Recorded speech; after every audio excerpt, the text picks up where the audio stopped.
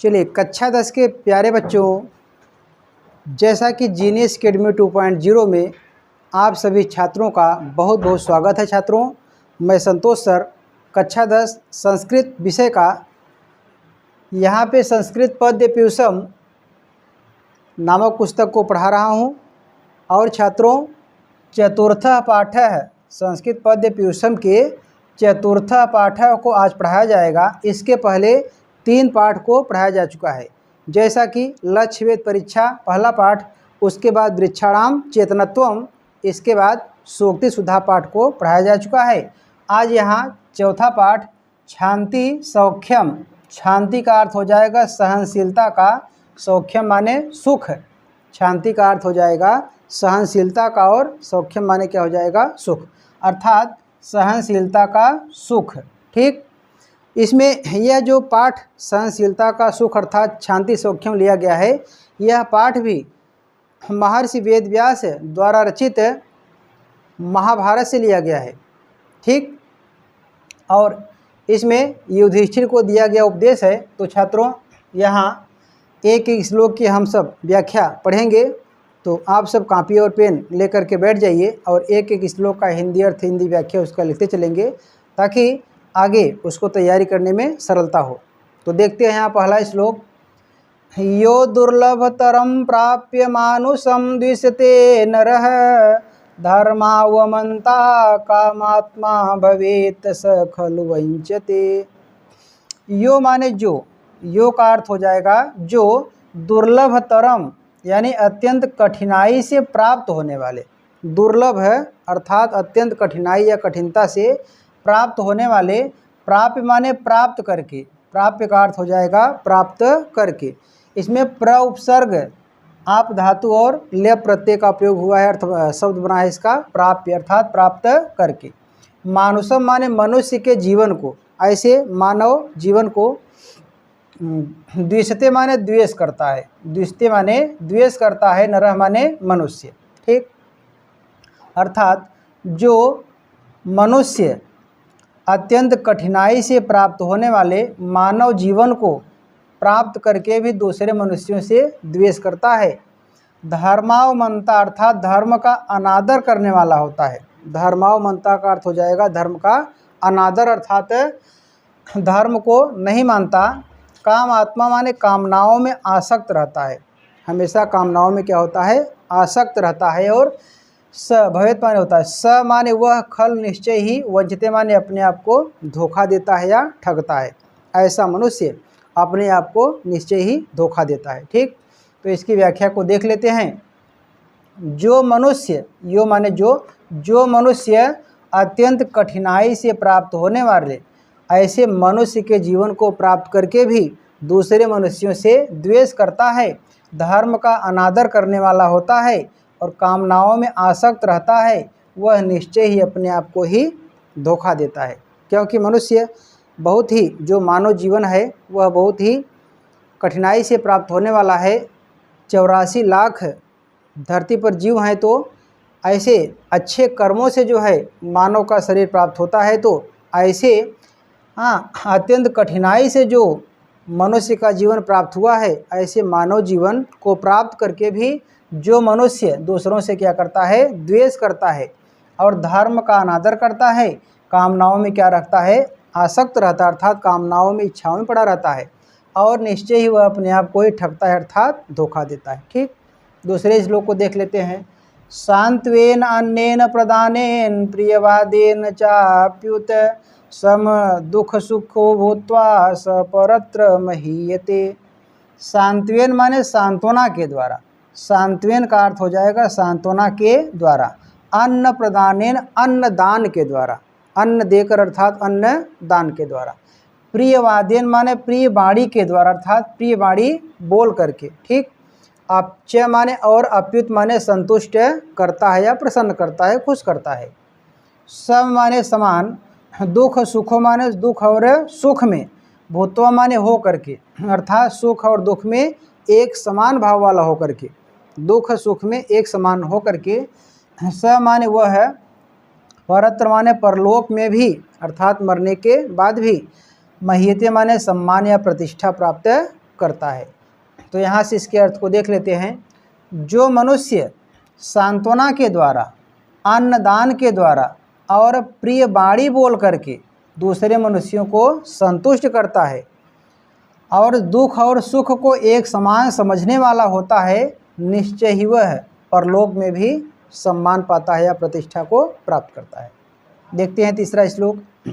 आक्रोश्यमानो नाक्रोश्येन मन्युरेनं तितिच्छतः आक्रोष्टारं निर्दहति सुकृतं च तितिच्छतः। ठीक।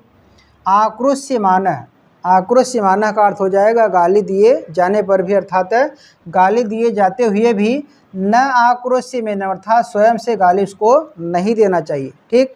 और एनम माने उसको तितिच्छता माने क्षमा कर देना चाहिए। देखिए एक बार यहाँ से, आक्रोश्यमानः माने गाली दिए जाने पर भी, अर्थात किसी दूसरे मनुष्य या दूसरे व्यक्ति के द्वारा गाली दिए जाने पर भी क्या करना चाहिए, न आक्रोश्येनम अर्थात उसको गाली स्वयं से नहीं देना चाहिए। क्योंकि और मन्युहेनम अर्थात उसको तितिच्छता माने क्षमा कर देना चाहिए। आगे देखते हैं। आक्रोष्टारम माने गाली देने वाले को, आक्रोष्टारम माने गाली देने वाले व्यक्ति या मनुष्य को निर्दहत माने जला देती है, अर्थात उसको जला करके भस्म कर देती है। और सुकृतम माने अच्छे पुण्य की, च माने और, तित्य माने क्षमाशील को ना। व्याख्या एक बार देख लेते हैं इसको। किसी दूसरे व्यक्ति या मनुष्य के द्वारा गाली दिए जाने पर भी उसको स्वयं से गाली उसको नहीं देनी चाहिए, बल्कि क्या करना चाहिए, क्षमा कर देना चाहिए। क्योंकि क्षमाशील की क्षमाशीलता ही गाली देने वाले व्यक्ति को पूर्णतया जला करके भस्म कर देती है और क्षमाशील को पुण्य की प्राप्ति होती है। ठीक। आगे देखते हैं चौथा श्लोक। सक्तस्य बुद्धिश्चलति मोहजाल विवर्धिनी मोहजालवृत्तो दुखम इह चम उत्र च अश्नुते ना। सक्तस्य माने सांसारिक लगाव रखने वाले मनुष्य के ना, सक्तस्य माने सांसारिक लगाव रखने वाले मनुष्य के, अर्थात जो मनुष्य संसार से बहुत लगाव रखता है, संसार से घुला मिला रहता है। बुद्धि चलित माने बुद्धि उसको चलाती है, उसकी जो बुद्धि होती है ना तेज चलती है। और मोह जाल विवर्धिनी, मोह माया रूपी जाल को बढ़ाने वाली। जैसे कोई मनुष्य संसार से अधिक लगाव रखेगा तो ऐसे मोह माया रूपी जाल को बढ़ाने वाले उसकी बुद्धि को तेज चलाती है।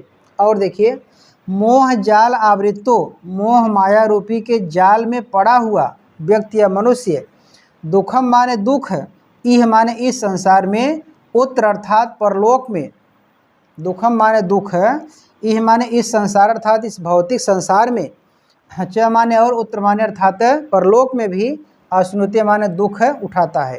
ठीक। देखिए, सांसारिक या संसार से लगाव रखने वाले मनुष्य के मोह माया रूपी जाल को बढ़ाने वाली बुद्धि उसको तेज चलाती है, यानी उसकी बुद्धि तेज चलती है।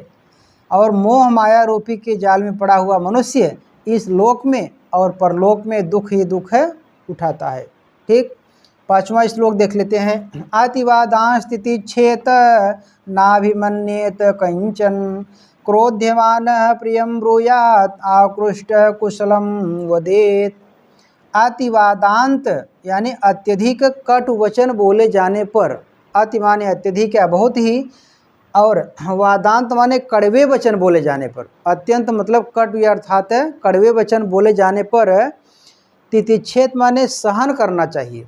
जैसे कोई अगला मनुष्य, अगला पुरुष हमें कटु वचन बोल रहा है या कड़वी वाणी या वचन बोल रहा है तो हमें ऐसी वाणी को सहन करना चाहिए। और न अभिमन्येत, अभिमान नहीं करना चाहिए। न मान नहीं, अभिमन्येत माने अभिमान नहीं करना चाहिए। और कंचन माने किसी से, अर्थात किसी दूसरे से अभिमान या अहंकार नहीं करना चाहिए। क्रोध्यमान माने क्रोध किए जाने पर भी, किसी दूसरे व्यक्ति के द्वारा क्रोध किए जाने पर भी प्रियम ब्रूयात माने प्रिय बोलना चाहिए। अगला मनुष्य क्रोध कर रहा है, गुस्सा कर रहा है तो स्वयं से उसको प्रिय बोलना चाहिए। और आकृष्ट माने गाली दिए जाने पर भी क्या करना चाहिए, कुशलम वदेत माने कुशल वचन ही बोलना चाहिए। वदेत यह वद धातु का और विधिलिंग लकार का प्रथम पुरुष का एक वचन रूप लिखा है ना। वदेत वदेताम वदेयु है, वदेह वदेतम वदेत, वदेयम वदेव वदेम। तो यहाँ वदेत हलंत है तो प्रथम पुरुष का एक वचन ना। देख लेते हैं इसकी व्याख्या को। अत्यंत कटु वचन बोले जाने पर, किसी दूसरे व्यक्ति के द्वारा अत्यंत या बहुत ही कड़वी कटु वचन बोले जाने पर उसको सहन करना चाहिए, किसी के प्रति अभिमान नहीं करना चाहिए, और क्रोध किए जाने पर प्रिय बोलना चाहिए, और गाली दिए जाने पर कुशल वचन ही बोलना चाहिए। तो 5 श्लोक तक यहाँ आपको समझ में आया होगा। 6वां श्लोक यहाँ से देखते हैं छात्रों। भयसज्यमेतद्दुःखस्य यदेतनान् चिन्तयेत् चिन्त्यमानं हि न वेति भूयश्चापि प्रवर्धते। भयसज्य माने औषधि, भयसज्य माने औषधि, एतत् माने यह है, दुःखस्य माने दुख की, यत यद एतत् न अनुचिंतयेत, इसका चिंतन नहीं करना चाहिए। यह तो दुख की औषधि है, इसकी चिंता या इसका चिंतन नहीं करना चाहिए। चिंत्यमानम ही, क्योंकि चिंतन किया गया दुख न व्येति, वह कम नहीं होता है। भूयः च अपि प्रवर्ते, बोल की और अधिक बढ़ जाता है। ठीक, भूय माने और अधिक, च माने और, अप माने भी, प्रवर्ते माने बढ़ जाता है। एक बार इसकी व्याख्या को देख लेते हैं। यह तो दुख की औषधि है, इसकी चिंता मनुष्य को नहीं करना चाहिए, क्योंकि निश्चित रूप से चिंतन किया गया दुख कम नहीं होता है, बल्कि और अधिक क्या होता है, बढ़ जाता है। कोई भी दुख है, कष्ट है, तो उसकी चिंता मनुष्य को कदापि कभी नहीं करनी चाहिए। यदि वह चिंतन करेगा तो वह दुख मनुष्य का कम नहीं होगा, बल्कि और अधिक वह बढ़ता जाएगा। ठीक है, श्लोक नंबर 7वां देख लेते हैं। सर्वे क्षयांता निचया पतनांता समुच्छ्रया संयोगा विप्रयोगांता मरणांतम ही जीवितम। सर्वे, सर्वे का अर्थ हो जाएगा सभी, सर्व, सर्वो, सर्वे, सर्व शब्द का पुल्लिंग का प्रथमा विभक्ति का बहुवचन रूप लिखा है सर्वे अर्थात सभी। क्षय अंताः निचया, निचया का अर्थ हो जाएगा संग्रहण कार्य, निचया माने हो जाएगा छात्रों संग्रहण कार्य, मतलब इकट्ठा किया गया कार्य।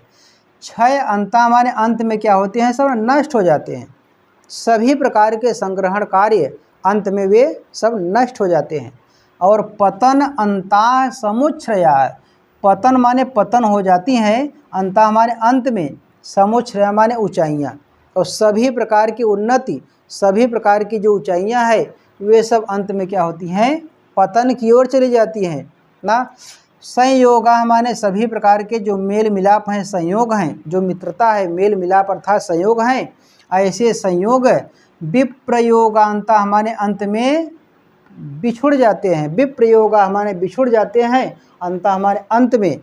क्योंकि देखो मरण अंतम अर्थात मृत्यु ही अंत होता है ना, क्योंकि जीवितम माने जीवन का, यानी मनुष्य के जीवन का अंत क्या होता है, मरना होता है, मृत्यु होता है। देखो सभी प्रकार के संग्रहण कार्य अंत में नष्ट हो जाते हैं, सभी प्रकार की ऊंचाइयां अंत में पतन की ओर चली जाती हैं, और सभी प्रकार के मेल अंत में बिछुड़ जाते हैं, क्योंकि मनुष्य के जीवन का अंत जो होता है वह है मृत्यु होता है ना। श्लोक नंबर 8वां देख लेते हैं। दमः क्षमा धृतिस्तेज संतोष सत्यवादिता ह्रीं अहिंसा व्यसनिता दाक्ष्यम चेति सुखावह ना। दम, दम माने इच्छाओं को दबाना। ऐसी मानव की इच्छाएं बहुत होती हैं, लेकिन इच्छाओं को दमन करना होता है, उसको दबाना होता है। दम माने इच्छाओं को दबाना, क्षमा माने क्षमा करना, क्षमा माने क्षमा करना, और धृति माने धैर्य रखना। जो धृति है वह उसका अर्थ हो जाएगा धैर्य रखना। ठीक, तेज है, तेज माने तेजस्वी अर्थात तेजवान होना, वीरवान होना, और संतोष माने संतोष करना। सत्य माने सत्यवादिता माने बोलना, हमेशा सत्य बोलना अर्थात सत्यवाणी बोलना। और ह्रीं माने लज्जा न करना। अच्छा, सत्यवादिता का अर्थ हो जाएगा सत्य बोलना अर्थात सत्य का पालन करना। और ह्रीं माने लज्जा करना, यहाँ न नहीं दिया अर्थात लज्जा करना। अहिंसा माने हिंसा न करना, अहिंसा का अर्थ हो जाएगा हिंसा न करना अर्थात तो जीवों पर दया करना, उनको मारना नहीं।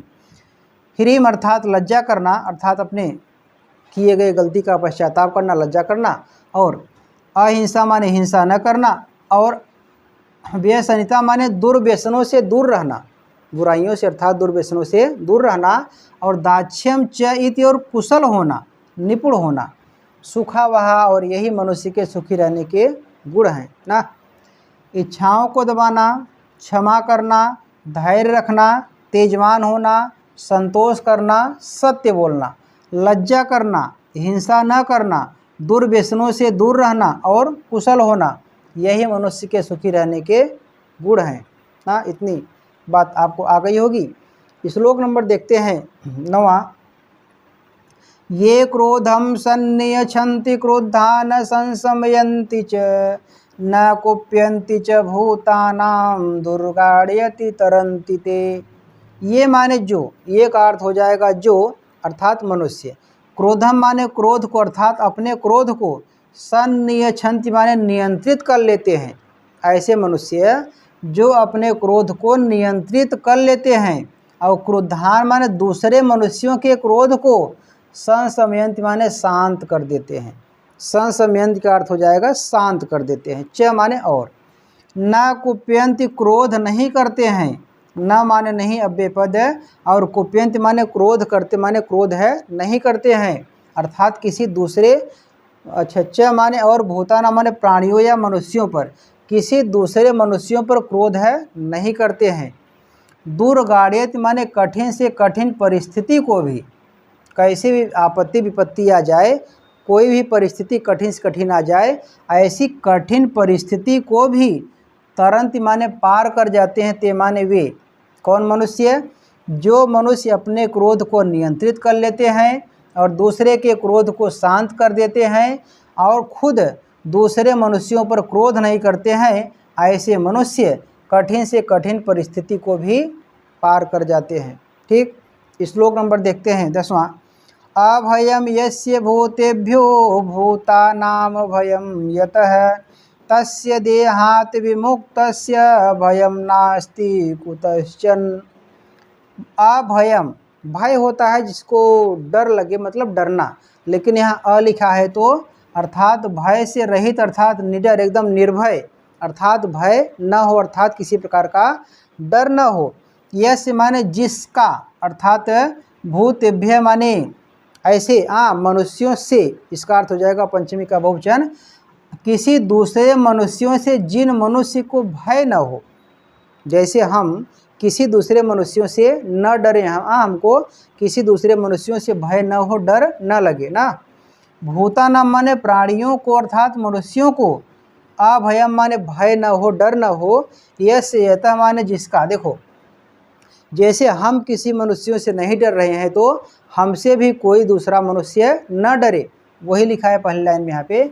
और तस्य देहात माने उसके शरीर के, विमुक्त से माने छूट जाने से, अर्थात इस आत्मा को निकल जाने से क्या होता है, भयम नास्ति माने भय या डर नहीं होता है, कुतश्चन माने कहीं से, किसी प्रकार से उसको ना। यहाँ हो जाएगा जिस मनुष्य को किसी दूसरे मनुष्यों से भय न हो, डर न हो, और जिस मनुष्यों को किसी का भय न हो, ऐसे मनुष्य के शरीर के छूट जाने से, अर्थात उसकी मृत्यु हो जाने से किसी प्रकार से और कहीं से उसको भय या डर नहीं होता है। हमें लगता है छात्रों कि ये वीडियो शांति सौख्यम पाठ वाला आप सभी लोगों को पसंद आया होगा। और छात्रों, निरंतर अभ्यास करते रहिए, क्योंकि विद्या को हमेशा ग्रहण करने के लिए अभ्यास की ज़रूरत होती है। तो छात्रों, आप सभी लोग कॉपी और पेन पर इसके जो भी पढ़ाया गया है इसके अर्थ को लिखेंगे, उसका हिंदी व्याख्या विधिवत लिख लेंगे, और ताकि परीक्षा के पहले पूरी तैयारी आपकी हो जाए। और हमारा यही लक्ष्य है कि संस्कृत में अच्छे से अच्छे अंक को सभी छात्र छात्राएं प्राप्त करें। और आज के लिए छात्रों इतना ही, और कल फिर मैं अगले वीडियो के साथ मिलूँगा, और तब तक के लिए सर्वेभ्यो नमो नमः।